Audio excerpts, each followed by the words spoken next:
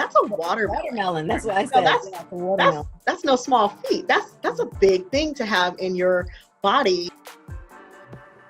Location. It's like real estate. All about location. All about location. Where the fibroids are determines your experience. Submucosal are the ones that typically, and the intracavity are the ones that are in the inner lining or inside the uterine cavity. And they are the ones that cause the most infertility and the most heavy bleeding. Subserosal are on the outer skin, the outer lining of the uterus, and they can grow to press on other organs. They can, depending if it's on the back, and you wonder why you're having back pain, right? Maybe pressing on your bladder.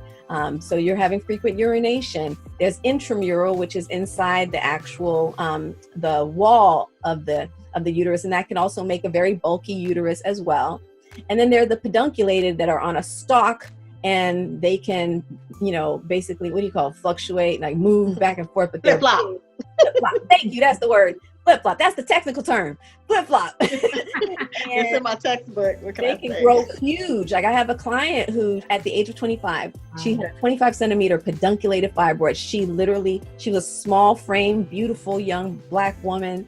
And her body was slim and trim, but she had what looked like a 6-month pregnancy. And she was asymptomatic. She had no heavy bleeding, no cramps, none of her cycle was affected, but she looked 6-month pregnant. So, I always tell people in the sense of like fruit, because I think we always, like, I'm like, oh, this fibroid girl is small. It's 1 centimeter, 25 centimeter. We don't even really use the metric system in the US, Right, right. So 25 centimeters, for those of you watching, that's a watermelon. Watermelon. That's what I So said. that's- Yeah, it's a watermelon. That's no small feat. That's a big thing to have in your body, and nobody removed your other organs. So everything else is just getting squished and pushed to the sides.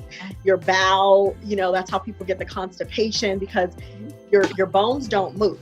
Okay. They are static.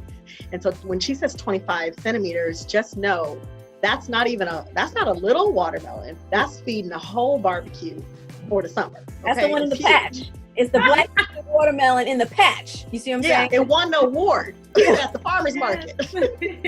Some people think that size matters, right? And size does matter, but the location matters so much more, because you can have a 1 or 2 centimeter fibroid that is in that lining, what we call submucosal, and hemorrhage. Yeah. Literally, I took out one yesterday, hysteroscopically, very easily through her cervix, no incision. She woke up in 20 minutes, went home, and she chilling. She's gonna be fine, and she's gonna be at work on Monday.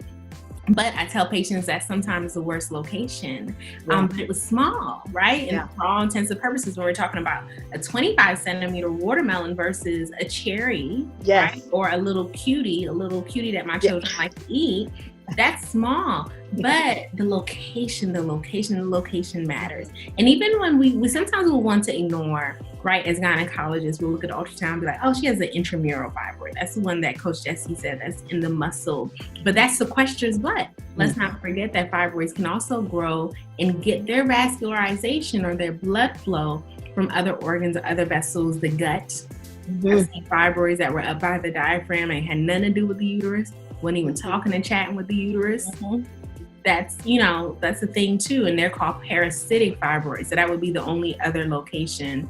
That's a very good point. And some people actually have them growing in the skin, and certain other syndromes with other genetic causes for fibroids. I actually had a fibroid that had attached to my bowel when I had my second fibroid surgery, my second myomectomy. It was 10 days later, I had to be opened back up because I developed an obstruction from scar tissue from the fibroid surgery, the myomectomy. And they found at that same time, there was also a fibroid that was attached to the bowel. And they were like, wow, what was that doing there? Location.